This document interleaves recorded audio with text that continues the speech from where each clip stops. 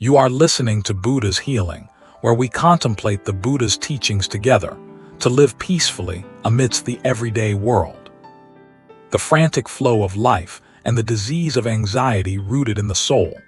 Dear listeners, amidst the fast-paced and chaotic rhythm of today's era, have you ever suddenly startled awake in the dead of night, listening to your own breathing, only to realize a desolate emptiness rising within your chest? We are living in a world where material wealth is more abundant than ever, where means of connection surround us constantly. Yet deep inside, human beings are facing an invisible disease with terrifyingly destructive power. The disease of anxiety and emptiness. This affliction does not discriminate by age, nor does it spare any social class. It creeps into the minds of the youth who are unsteadily searching for a direction, clings to adults who are bearing the heavy burden of livelihood, and besieges even those who have stepped onto the other side of life's slope. Do you see that every day when we open our eyes? Countless fears are waiting to swallow our minds. The fear of failure, the fear of illness, the fear of losing loved ones, the fear of a bleak future, and sometimes even the fear of the loneliness existing right inside our own homes.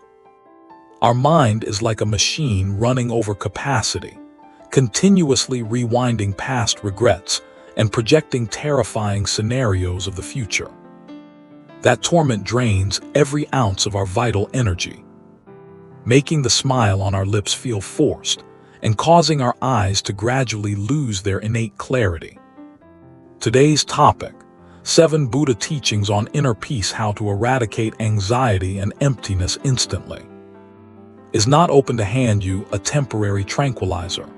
These sacred teachings are a journey of turning back, clearing out the messy ruins within to light up a steadfast lighthouse. When the light of awakening is kindled, the darkness of anxiety will automatically step back, giving way to a profound, silent, and immortal peace. Why the more we struggle and seek, the more restless our minds become. Before exploring the methods of transformation, we must look directly at the deep-rooted mistakes that most sentient beings make when confronting anxiety. Dear listeners, the natural reflex of a human being upon encountering emptiness is to find a way to fill it. When bored, we dive into all-night entertainments. When stressed, we bury our heads in electronic devices, social media, or seek forgetfulness in stimulants. We think that as long as the mind is kept busy with the external world, the screaming voices of inner unease will be silenced. But what is the truth? After those noisy and bustling moments, when the crowd disperses and the phone screen goes dark, the shadow of loneliness strikes again, even heavier and thicker than before. That escape is like a thirsty person drinking salt water. The more they drink, the more their throat burns. This is because the joys borrowed from external circumstances are merely fragile bubbles touch them, and they burst. We have handed the key to our life's peace over to things that are inherently governed by impermanence. We attach our happiness to the praise and blame of the world, to the balance in our bank accounts, or to the attention of someone else. When those conditions change, our minds instantly wobble and collapse like a castle built on sand. The second profoundly common mistake is resistance and suppression. When anxiety appears, we loathe it and chase it away. We tell ourselves, I must not be sad, I must not be weak. Dear listeners, emotions are natural currents. Building a dam to block the raging floodwaters of anxiety only increases the pressure, until one day the dam bursts, washing away all sanity and reason. The denial of pain is exactly what causes that pain to root deeper into the subconscious, silently draining your life force day by day. The light of the true Dharma illuminates the source of all afflictions. Going back in time, The Supreme Awakened One once stood before the ocean of human suffering and pointed out an immortal truth. He taught that the root of all restlessness does not lie in external circumstances, nor does it lie in the people around us. But it lies right within the mind of each of us. The mind of an ordinary being is inherently fluctuating continuously. Exactly like a monkey swinging from one branch to another without a moment of rest, just thinking of one thing. It jumps to another. That monkey mind constantly craves the sweet fruits of comfort and fearfully runs away from the thorns of dissatisfaction. The world-honored one once taught that, just as rain seeps into a house with a poorly thatched roof, unwholesome desires and afflictions will easily penetrate an uncultivated mind, lacking the protection of mindfulness. Shattering its peace, anxiety arises simply because we lack that roof of mindfulness. We let our minds wander, roaming back to a dead past, chewing on old wounds, or flying off to a non-existent future, painting a myriad of tragic scenarios only to frighten ourselves. Pay close attention, and you will see that all fears revolve around this little I or ego. The ego fears losing its reputation, fears losing its wealth, fears losing its pride. The larger the ego, the thicker the protective shell, and the greater the sensitivity and anxiety. Humans keep clinging to this temporary body of the five aggregates, clinging to illusory streams of thought, considering them as me and mine. That ego attachment gives birth to craving, and from craving arises the fear of loss. From there, anxiety becomes an endless haunting ghost, returning to take refuge in the island of self, the art of mindfulness. When the root of restlessness is understood, the path out of suffering opens wide right before your eyes. There is no savior who can reach into your mind and uproot your anxiety for you. The only miracle that has the power to instantly eradicate all sorrows and emptiness is encapsulated in one word: awakening. Awakening is not some supernatural, floating state. Awakening is simply being fully present right in this moment. Here and now. The past is gone, the future has not yet come. The only true life is happening in the present moment. The Buddha advised sentient beings not to chase after the past, not to place hopes in the future, but to abide in mindfulness right in the present fraction of a second. When you bring your attention back to the breath coming in, the breath going out, when you clearly feel your feet touching the ground, the wind caressing your skin, the birds singing on the porch, in that very moment, all anxieties and sorrows instantly vanish. Because the mind cannot do two things at once. It cannot simultaneously be mindful of the present and worry about the future.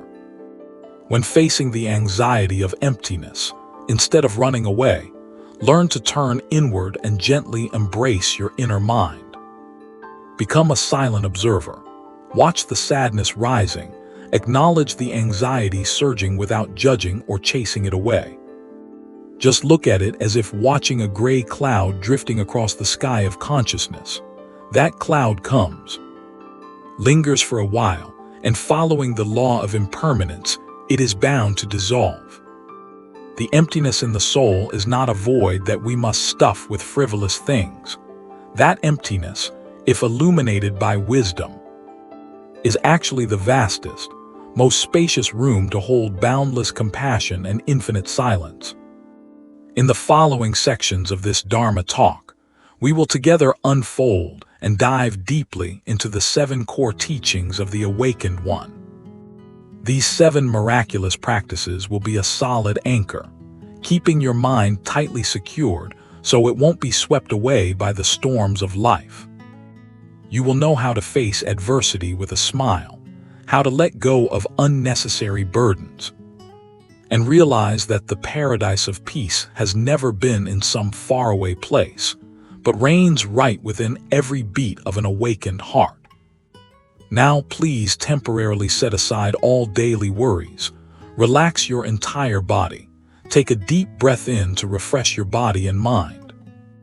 And exhale very slowly, ready to receive the cooling streams of the true Dharma, the first teaching. Anchoring in the present, the end of all worries, the wandering mind and the tragedy of a life unlived. Dear listeners, let us begin this journey of inner healing with the very first teaching, the foundational cornerstone for calming the chaotic storms within the human soul. As the relentless wheel of time turns, please pause for a moment and reflect upon a profound paradox of human existence. We are given a lifespan of perhaps 70 or 80 years, yet how many days, how many true moments do we actually live? Have there been moments when a delicious meal is set before the eyes, with warm rice and fragrant soup? Yet the mind is intensely busy chewing on the bitter worries of tomorrow. Have there been nights when the physical body is laid to rest on a soft, warm bed, yet the eyes stare blankly at the ceiling, tirelessly replaying a mistake from 5 years ago, or anxiously rehearsing a conversation that has not even happened yet? The physical body is present right here, sitting on this chair, lying in this room. But the mind has already purchased a one-way ticket to time travel into non-existent realms. This constant, exhausting mental wandering is the very breeding ground for the agonizing disease of anxiety. We are physically alive, yet we are entirely absent from our own lives. If listeners pay close attention to the daily operations of the mind, it becomes evident that human beings are chronic escapists. We rarely stand firmly on the ground of the present. When the present moment brings a slight discomfort, a moment of boredom, or a shadow of pain, the immediate instinct is to flee. We flee into the past, rummaging through the ashes of memories to find a spark of nostalgia, or to drown in the dark waters of regret. Or, even more commonly, we project ourselves into the future. We build elaborate castles in the air, imagining a day when we will finally have enough money, enough status, or enough love to be truly happy.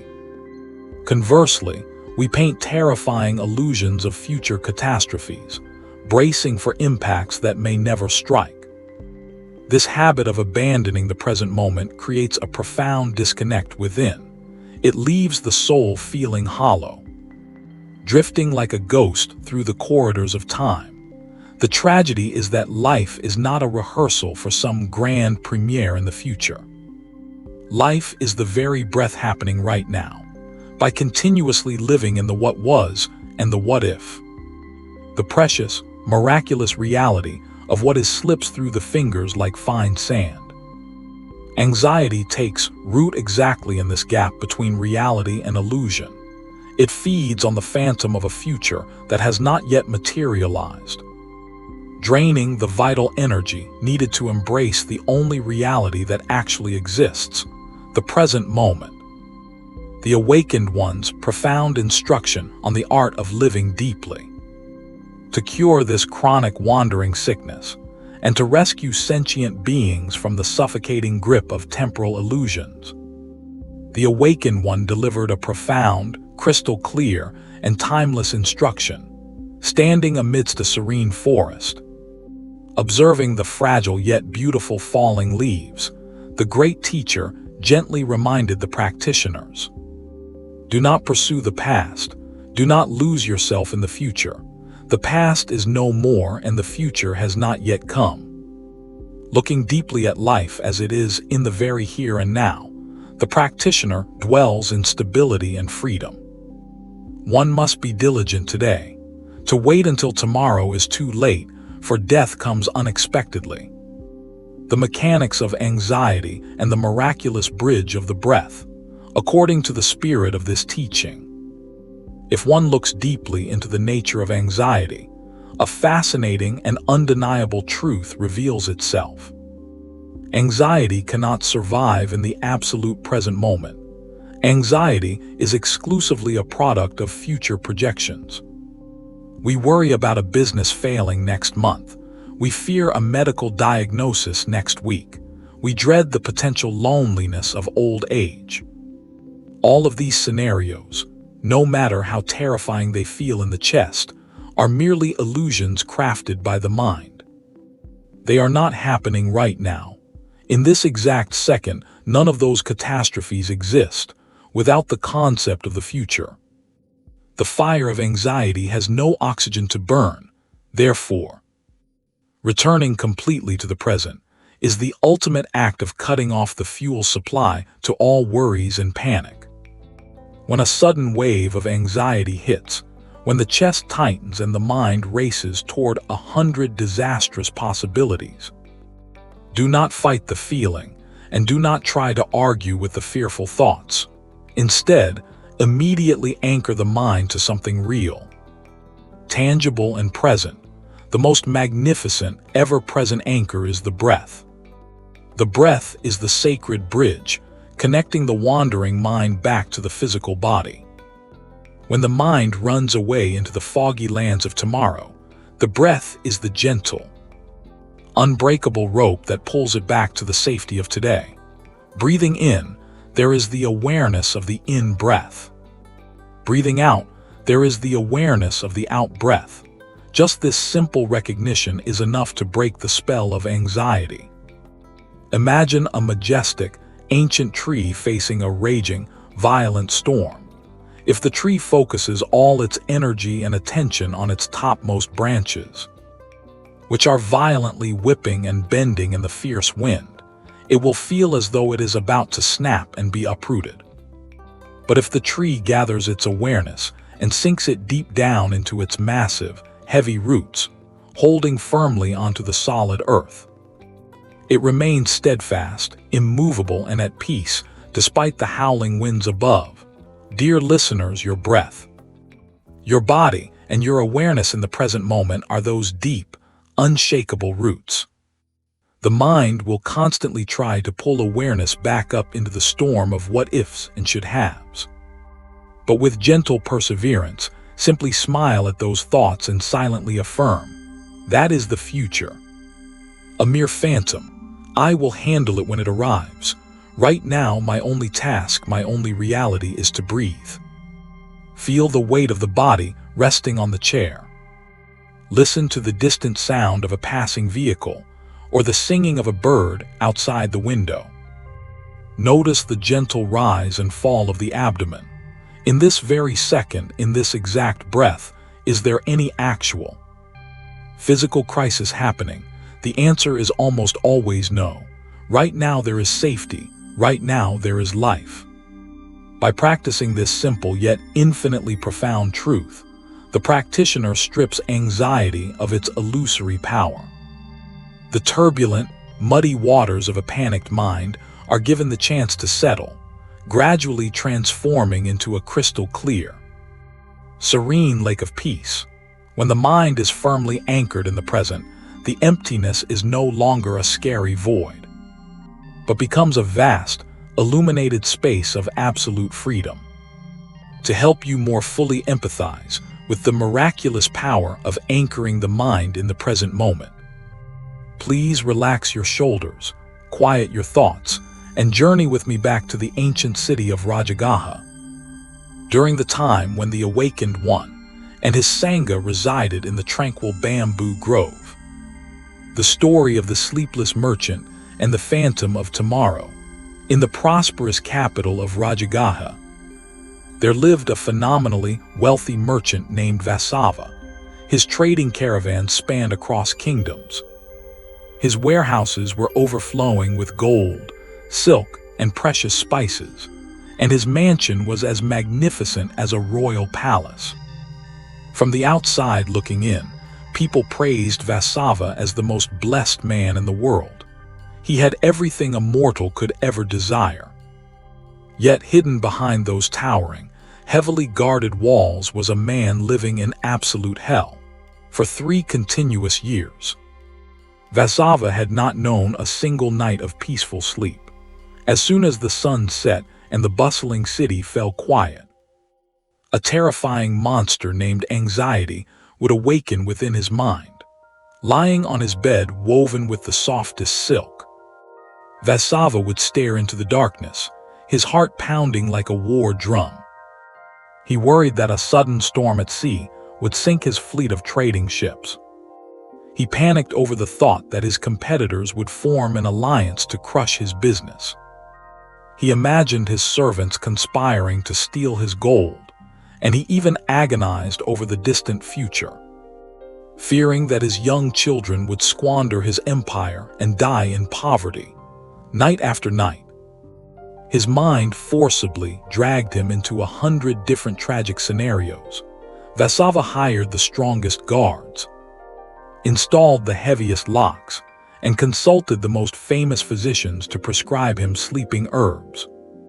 But no lock could secure the doors of a wandering mind, and no herb could sedate a soul tortured by its own illusions. He grew emaciated, his eyes sunken and dark, and his immense wealth brought him nothing but a suffocating weight. One night, unable to endure the torment any longer, Vasava left his mansion, wandering aimlessly like a lost ghost. His footsteps inadvertently led him to the gates of the Veluvana, the bamboo grove monastery. The forest was bathed in the gentle, silvery light of the full moon. Under the canopy of rustling bamboo, he saw Venerable Ananda sitting in deep meditation.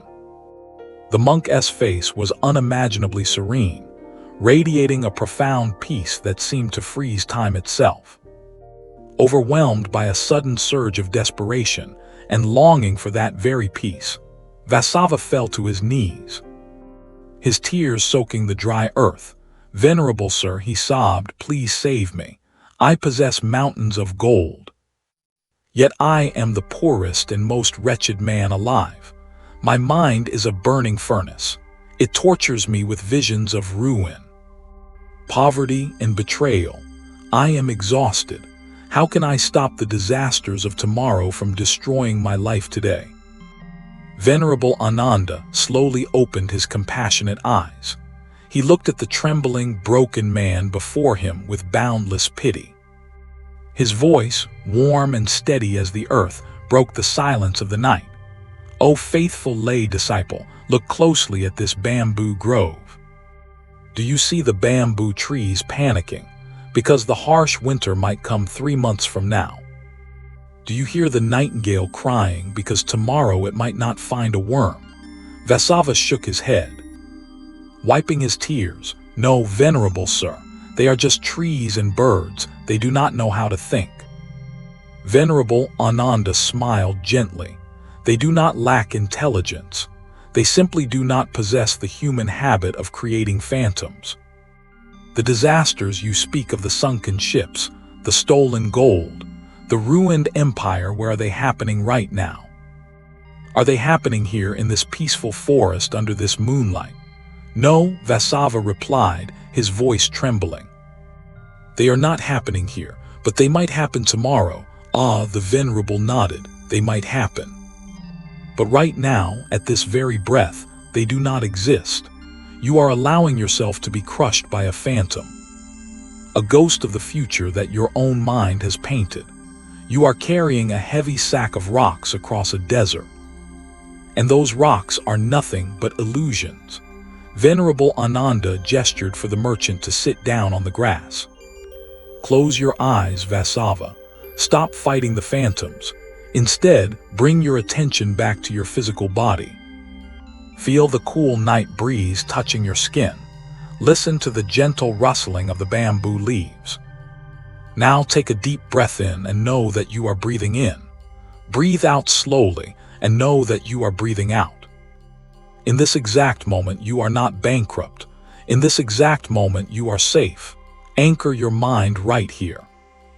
Vasava closed his eyes. Following the Venerable's gentle guidance, he took a hesitant, shaky breath. Then another. He focused entirely on the sensation of the cool air entering his nostrils and the warm air leaving. As he anchored his awareness to the rhythmic rise and fall of his chest, a miracle began to unfold.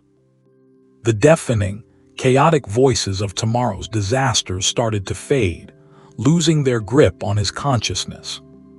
For the first time in 3 years, the burning furnace in his chest cooled down. The heavy rocks of illusion dissolved into thin air. A profound, pristine silence enveloped his soul. In the heart of the bamboo grove, under the guidance of the true Dharma, the wealthy merchant finally found the one treasure his gold could never buy, the peace of the present moment. The lesson of awakening, relinquishing the phantoms to live in truth.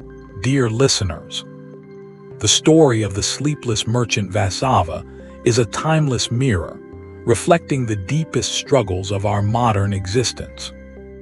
How many of us are exactly like Vasava? We may not have a fleet of trading ships or warehouses of gold, but we all have our own empires of worry. We lie awake in our beds, torturing ourselves with the ghosts of what if. What if I lose my job? What if the medical test comes back positive? What if my child fails? We must clearly recognize that the human mind is a master storyteller. It is exceptionally skilled at writing tragedies about a future that has not yet occurred. When we believe those stories, our bodies react exactly as if the tragedy is happening right now. The heart races, the stomach churns, and the nervous system is flooded with stress. We voluntarily suffer 1,000 times for a disaster that might only happen once, or perhaps never happen at all. The profound lesson from Venerable Ananda's teaching is the realization that the future is fundamentally a phantom. It is a concept, not a reality. The only place where life truly unfolds, the only place where we have any actual power, is in the present moment. By constantly dwelling in the future, we abandon our post in the present. We become vulnerable, hollow, and consumed by anxiety. Whenever you feel the dark clouds of anxiety gathering, whenever the mind tries to drag you into the terrifying abyss of tomorrow, remember the bamboo grove. Remember to stop, breathe, and return to your physical senses. Acknowledge the fear, but do not invite it in for tea. Simply say to yourself, that is a story about tomorrow. I am here today. By persistently anchoring your awareness to your breath, to your steps, to the simple task you are performing right now, you strip the phantom of its power. You will discover that beneath the turbulent waves of worry lies an ocean of profound tranquility. Living deeply in the present moment is not ignoring the future. It is actually the best possible way to prepare for it. A mind that is calm, centered, and clear today will have all the wisdom and strength needed to handle whatever tomorrow may bring. If you find these sharings meaningful, please subscribe to the Buddha's Healing channel so we can continue to nurture wholesome seeds together every day.